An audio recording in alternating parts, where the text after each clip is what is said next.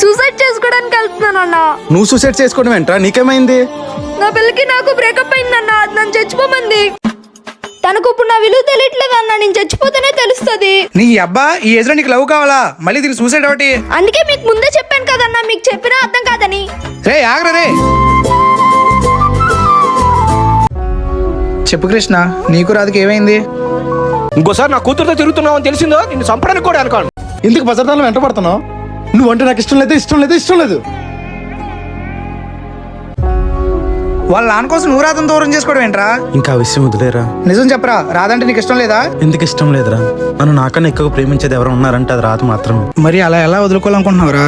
కొన్ని కలలుగానే మిగిలిపోతాయిరా. అలాంటి కలే రాధ. ఇంకో వదిలేరా. అది కాదురా, నేను ఒకటి చెప్పడానికి ఇక్కడికి వచ్చాను. ఏంట్రా? అసలు అత్త నీ కృష్ణ తనకి రాధ అని పేరు ఎందుకు పెట్టిందో తెలుసారా?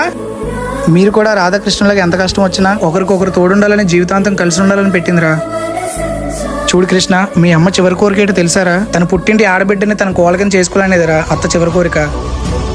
ఆ విషయం చెప్పడానికి రామమ్మ నన్ను ఇక్కడ పంపించింది.